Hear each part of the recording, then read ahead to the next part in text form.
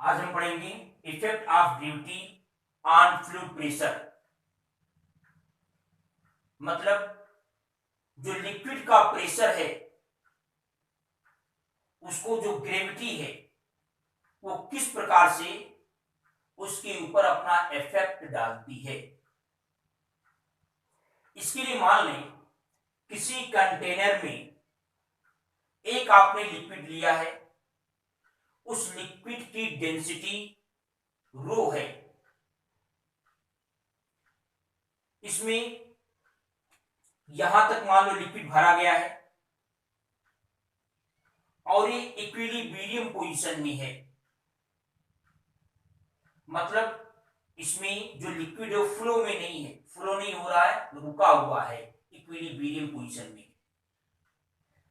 इसके अंदर हम एक सिलिंड्रिकल एलिमेंट जो लिक्विड का ही बना हुआ हो, लिक्विड के एक सिलिंड्रिकल एलिमेंट की कल्पना करते हैं।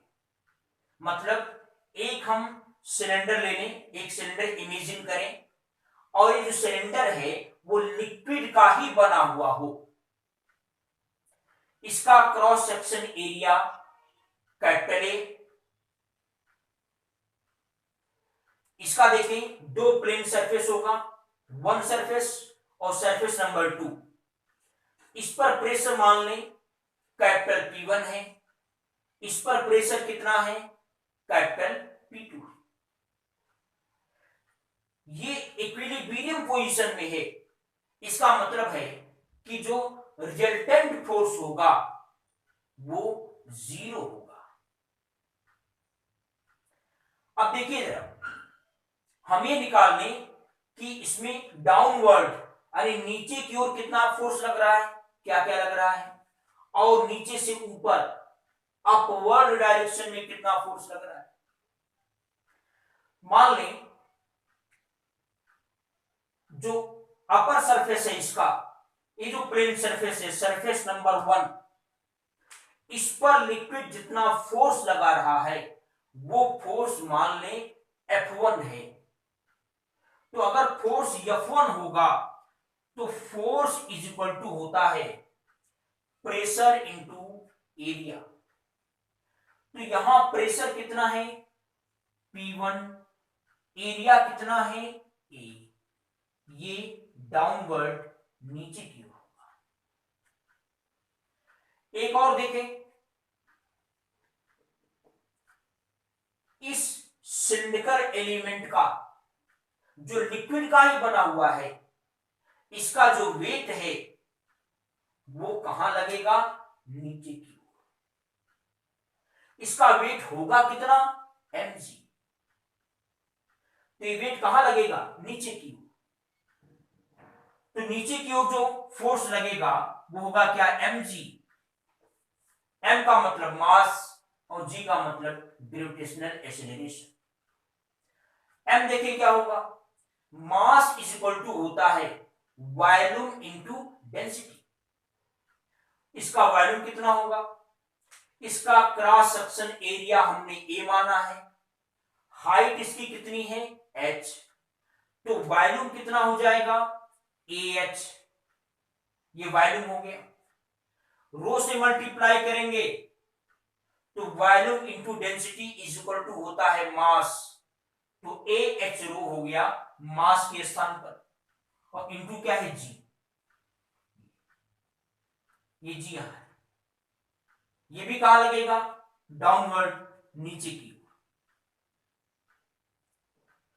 थर्ड देखें, थर्ड पार्ट,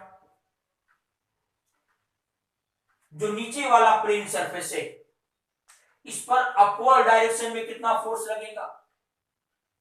अपवर्ड डायरेक्शन में जो फोर्स लगेगा वो कितना होगा, इस फोर्स को हम F2 अगर मान लें तो F2 इज इक्वल टू क्या होगा P2 यानी प्रेशर इनटू A। ये कहां लगेगा अपवर्ड ऊपर की ओर। और ये हमने पहले पढ़ा है कि जो ये लिक्विड का सरफेस है इससे अगर आप इक्वल डेप्थ पर जाएं तो इक्वल डेप्थ पर प्रेशर इक्वल होता है। तो जैसे ये आपने सिलेंडर का एलिमेंट लिया है तो यहां पर इस दिशा में प्रेशर लगेगा, फोर्स लगेगा, ऐसे फोर्स लगेगा, ऐसे फोर्स लगेगा, इधर से फोर्स लगेगा, और फोर्स इक्वल टू होता है प्रेशर इनटू एरिया। तो इक्वल डेप्थ पर प्रेशर इक्वल है तो फोर्स भी क्या होगा, इक्वल होगा। इसका मतलब जितने हॉरिजॉन्टल फोर्स लग रहे हैं उस हॉरिजॉन्टल फोर्स का जो उसका टोटल आएगा, जो रिजल्टेंट आएगा वो जीरो होगा, क्योंकि इक्वल डेप्थ पर प्रेशर इक्वल होता है और प्रेशर इक्वल होगा तो फोर्स भी इक्वल होगा। तो जितना फोर्स इधर से लगेगा उतना फोर्स इधर से लगेगा, उतना इधर से लगेगा, उतना इधर से लगेगा, तो इनका जो रिजल्टेंट होगा वो जीरो होगा। यानी हॉरिजॉन्टल जो टोटल फोर्स है उसका रिजल्टेंट जीरो है। वर्टिकल वाले में हमने निकाला दो फोर्स डाउनवर्ड लग रहे हैं नीचे की ओर, और एक फोर्स कहां लग रहा है, अपवर्ड, कौन, F2। हमने ये मान लिया है कि ये जो लिक्विड है ये इक्विलिब्रियम पोजीशन में है। इक्विलिब्रियम पोजीशन का मतलब है रिजल्टेंट फोर्स जीरो। तो इसका मतलब जो ऊपर से प्रेशर लग रहा है डाउनवर्ड डायरेक्शन में और जो नीचे से ऊपर लग रहा है अपवर्ड डायरेक्शन में, ये दोनों क्या होंगे, इक्वल होंगे, मैग्नीट्यूड में इक्वल होंगे। इसका मतलब है कि F1 plus A H rho G is equal to क्या आएगा, F2। यहां से देखें F2 minus F1 A H rho ji. F2 की वैल्यू ला करके रखें, P2A माइनस F1 की वैल्यू है P1A equal to a H rho g. A को हम कॉमन लेकर अगर काट दें तो आएगा P2 minus P1 equal to आएगा H रो जी। ये आएगा। इसका मतलब है इन दोनों पॉइंट के बीच का जो प्रेशर डिफरेंस होगा वो प्रेशर डिफरेंस H रो जी के इक्वल होगा। फिर देखें, अगर हम ये मान लें कि ये जो पॉइंट 1 है ये यहां ना होकर के इस लिक्विड के सरफेस पर हो, ये यहां ना होकर के यहां पर हो, तो अगर ये पॉइंट यहां के बजाय यहां लिया जाए तो यहां पर केवल एक प्रेशर लग रहा होगा, एटमॉस्फेरिक प्रेशर। तो अगर ये पॉइंट यहां ना होकर के लिक्विड के सरफेस पर हो तो यहां का जो प्रेशर होगा वो एटमॉस्फेरिक प्रेशर होगा, जिसको हम पी नॉट से शो करते हैं, पी नॉट। तो उस कंडीशन में क्या होगा, P2 माइनस, और हम P2 को क्या मान लें, फिर से देखें, हम P1 को क्या ले लेंगे, P नॉट, क्योंकि ये पॉइंट हम कहां ले रहे हैं, लिक्विड के सरफेस पर, और यहां पर जो प्रेशर होगा वो एटमॉस्फेरिक प्रेशर होगा। तो P1 को हम क्या ले रहे हैं, P नॉट, एटमॉस्फेरिक प्रेशर, और उस कंडीशन में मान लो P2 को हम क्या मान लें, P1।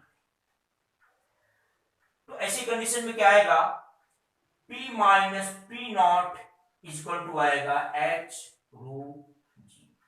ये जो P माइनस P नॉट है इसको हम प्रेशर गेज भी कहते हैं, pressure gauge. P minus P not को प्रेशर गेज कहते हैं। यहां से क्यों क्लियर कर लें, जो आपने हीलिंग डाला है, इफेक्ट ऑफ ग्रेविटी। अगर ग्रेविटी ना हो, ग्रेविटी ना हो तो स्मॉल जी की वैल्यू क्या आएगी, जीरो।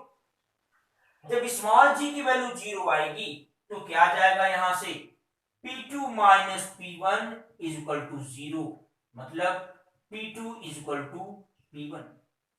इसका मतलब है जो प्रेशर यहां होगा वही प्रेशर यहां भी होगा, मतलब लिक्विड के अंदर प्रत्येक पॉइंट पर प्रेशर इक्वल होगा। कब, जब ग्रेविटी ना हो।